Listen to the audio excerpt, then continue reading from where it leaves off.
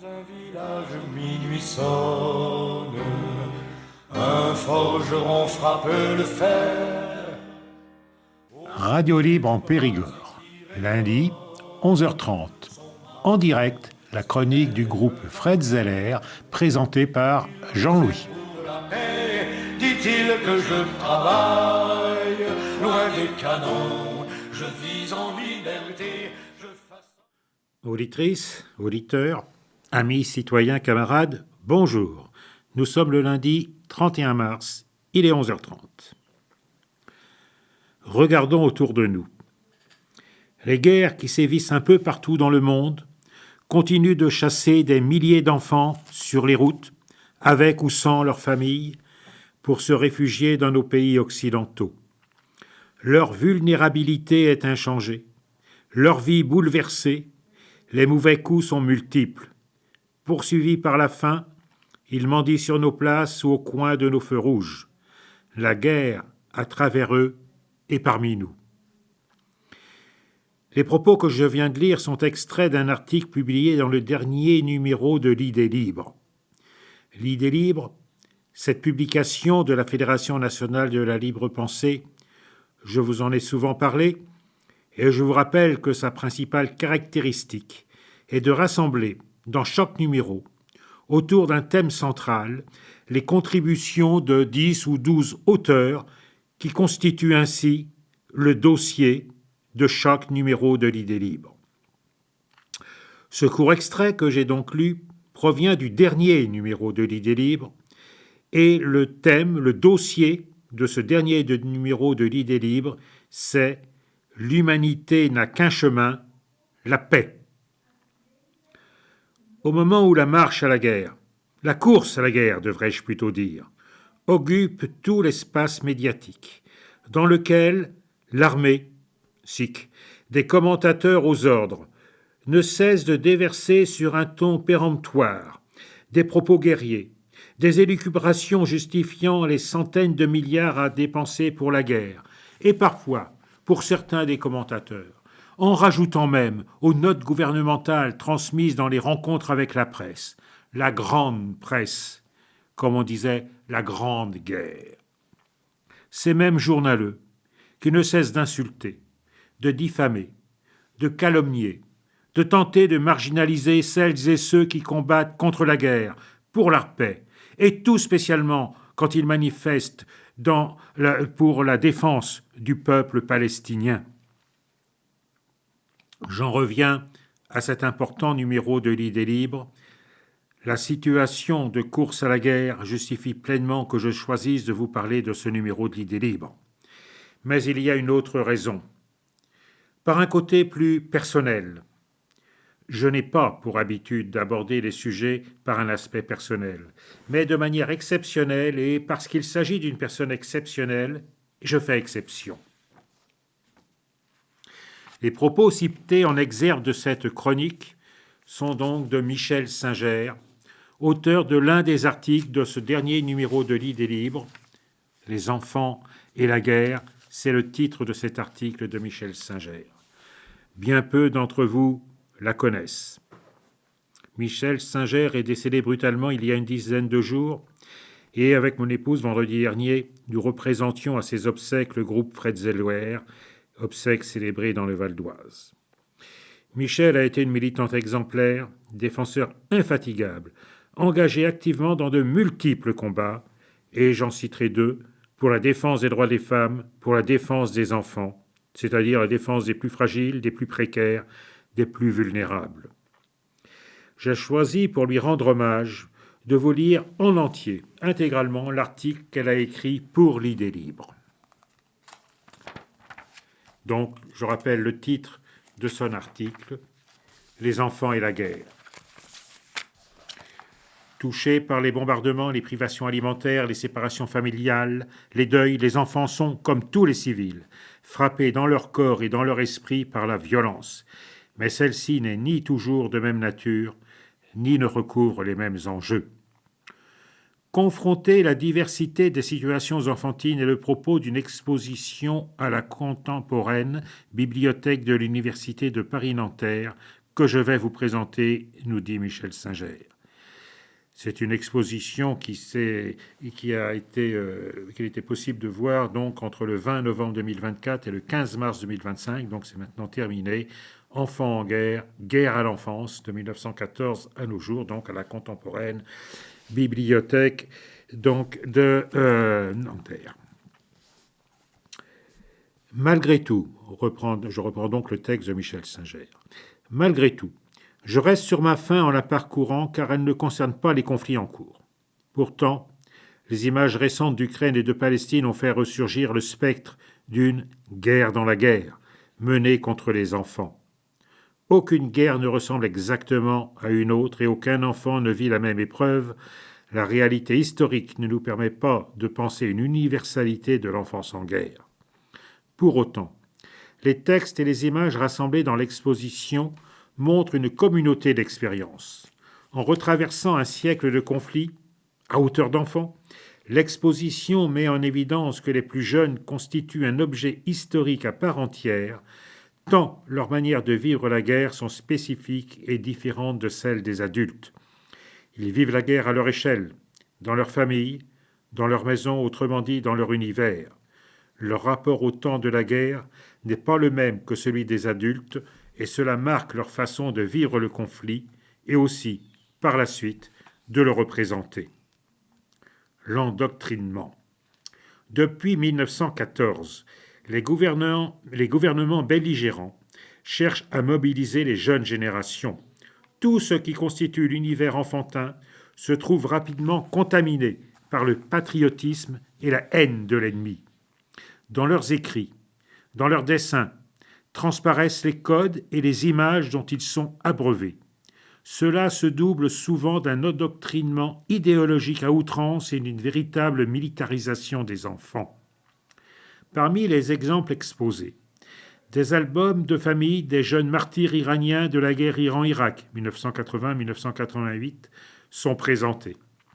En effet, l'élan révolutionnaire ayant entraîné des désertions en masse ainsi que des purges dans l'ancienne armée impériale un an avant l'entrée en guerre, l'armée iranienne se trouve vite en difficulté et les rangs des tranchées doivent être comblés par l'enrôlement massif de très jeunes hommes. Parmi eux se trouvent aussi des adolescents et même de jeunes garçons pas encore sortis de l'enfance, avec ou sans le consentement de leurs parents. Ils vont principalement servir de chair à canon et accomplir des missions de déminage en marchant à pied les uns à la suite des autres sur des sols remplis d'explosifs pour faciliter un accès différé à l'artillerie. Ces albums montrent un monde qui ne leur laisse que peu de choix. Rejoindre le front et les combats ou bien rester dans l'humiliation de l'arrière et l'ennui de l'inaction avec les femmes et les vieillards. On ne découvre la violence de la guerre qu'au temps des funérailles. Élevé au rang de martyr, le combattant n'est finalement plus considéré comme un enfant, puisque la bravoure dont il a fait preuve le place entre le statut d'adulte et celui d'éternel jeune homme. Évacué. Avec la guerre, un très grand nombre d'enfants ont aussi été confrontés au bouleversement total de leur vie quotidienne. Démantèlement de la structure familiale, destruction des lieux repères comme la maison ou l'école, découverte de la faim et de la soif.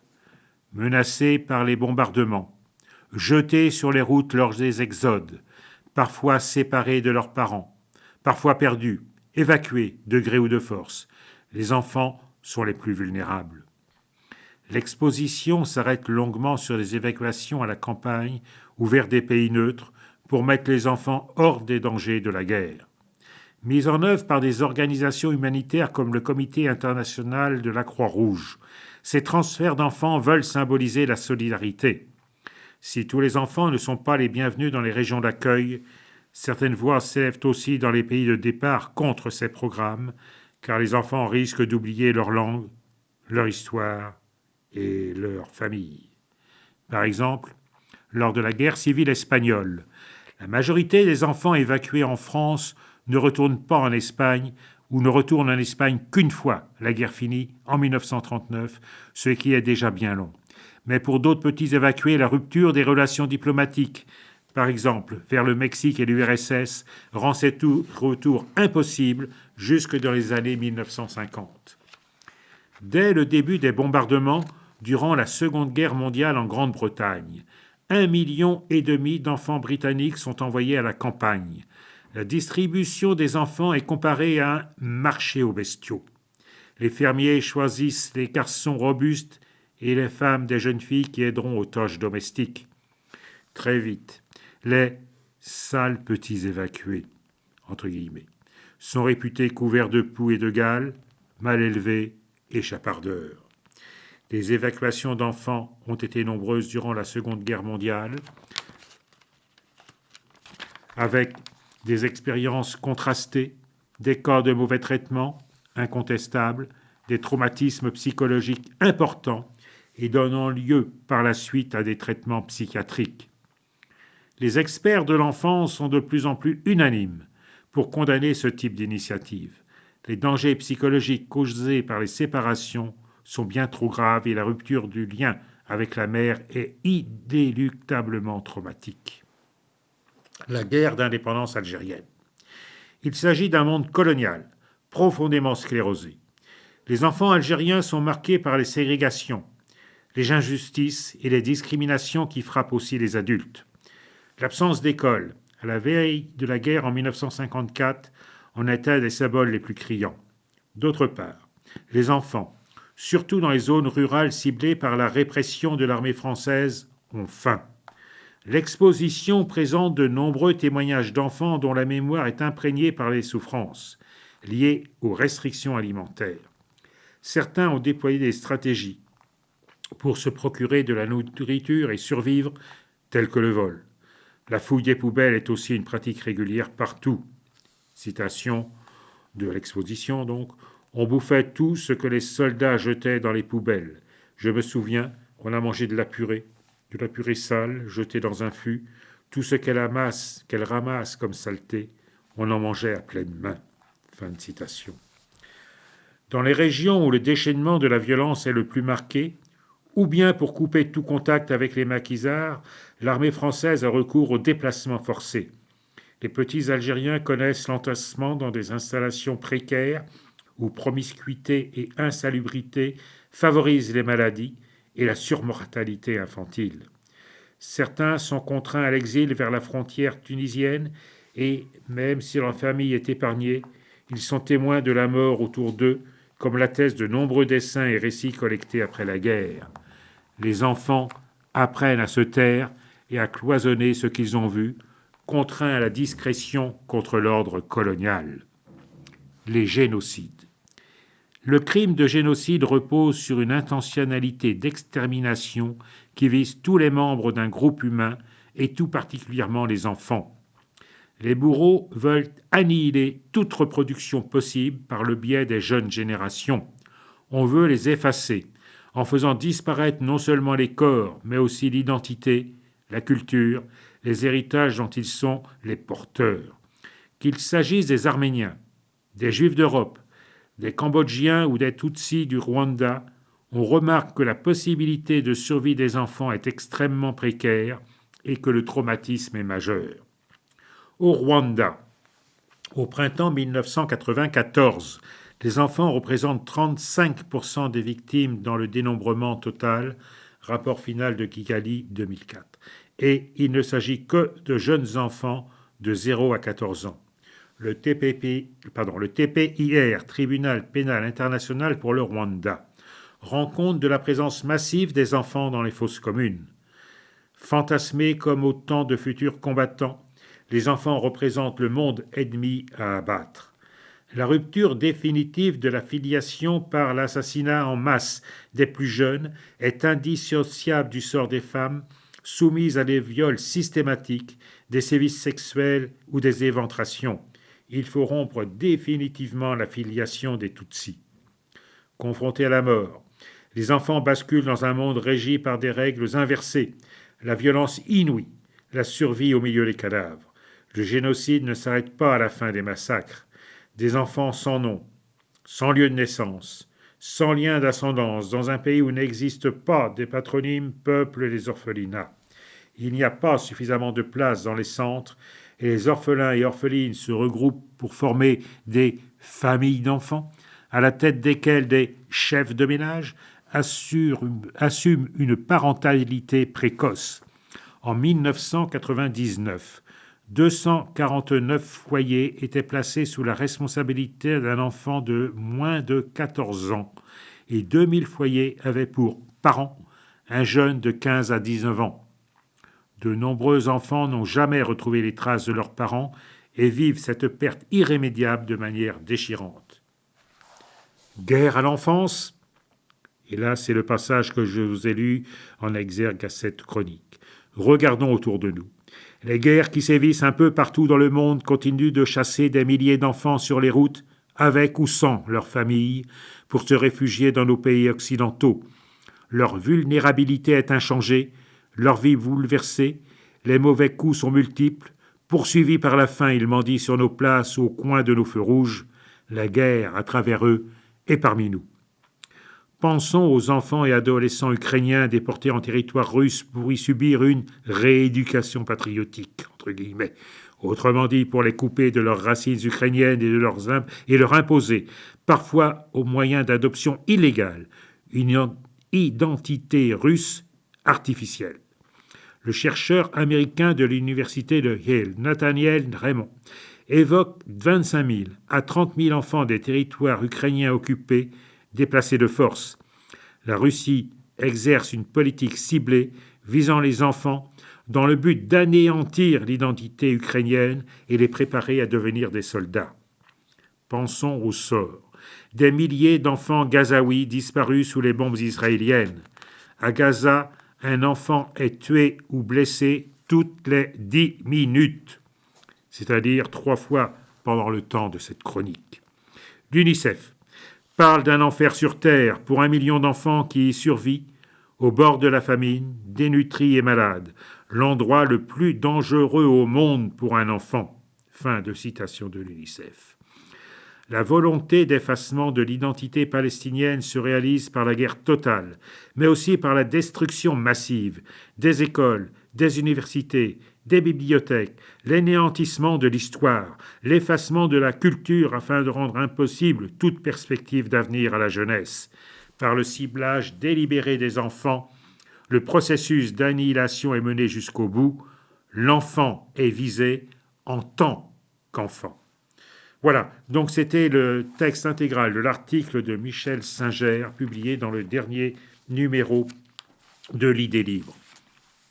Et à travers cette lecture, j'espère simplement que vous avez fait connaissance, un tout petit peu connaissance avec Michel Singer, avec ce qu'elle était réellement, défenseur donc en particulier des enfants. Vous avez fait connaissance un tout petit peu, seulement un tout petit peu, mais j'espère suffisamment pour se dire qu'il faut continuer sans relâche, qu'il faut faire plus, qu'il faut faire mieux, que seul le sort fait à l'enfance suffit et doit suffire à tous pour nous guider dans notre action résolue contre la guerre. Affirmons avec l'écolier de Jansion, qui brandit le poing en disant « Maudite soit la guerre ». Avec lui, disons « Maudite soit la guerre ». Maudite soient toutes les guerres. Maudits soient les va-t-en-guerre.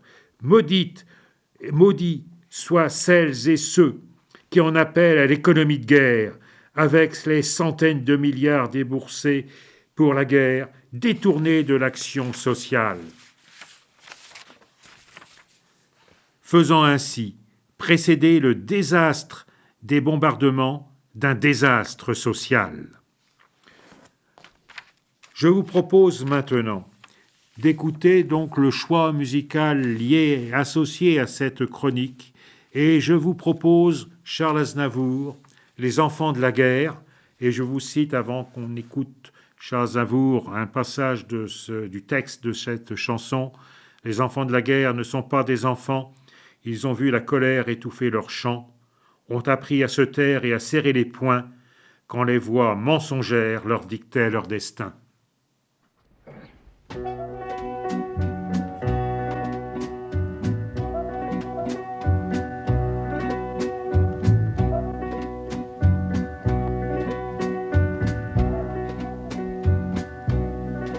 Les enfants de la guerre ne sont pas des enfants. Ils ont l'âge des pierres, du fer et du sang. Sur des larmes de mer, ils ont ouvert les yeux. Par des jours sans mystère et sur un monde en feu. Les enfants de la guerre ne sont pas des enfants. Ils ont connu la terre à feu et à sang. Ils ont eu des chimères pour aiguiser leurs dents et pris des cimetières pour des jardins d'enfants.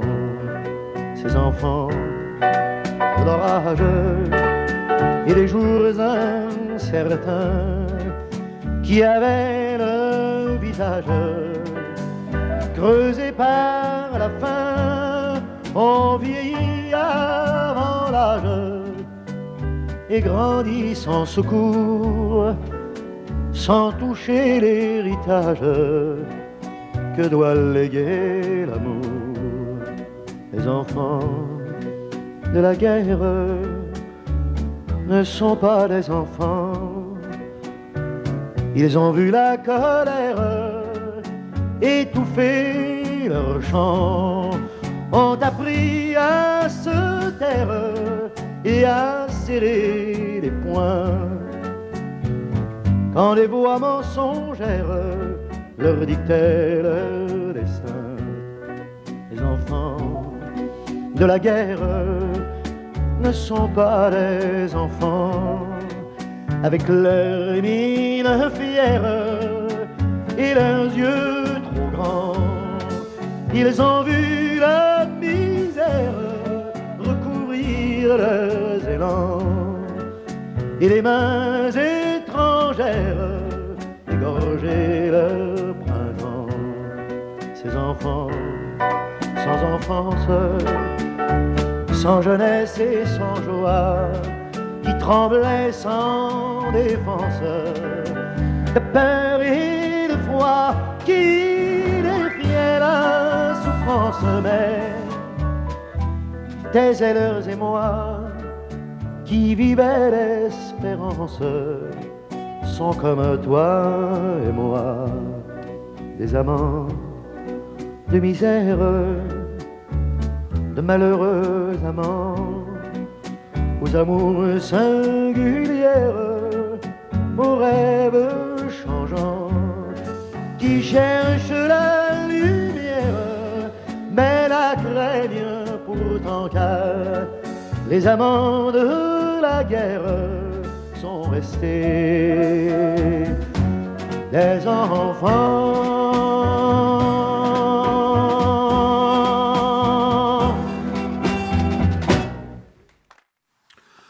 En conclusion à cette chronique, qui est donc dédiée à la paix, je voudrais simplement vous lire l'introduction que fait Pierre Roy, historien, membre important de la Fédération de la Libre Pensée, et qui a coordonné ce numéro de l'Idée libre. Je rappelle le sujet, l'humanité n'a qu'un seul chemin, la paix.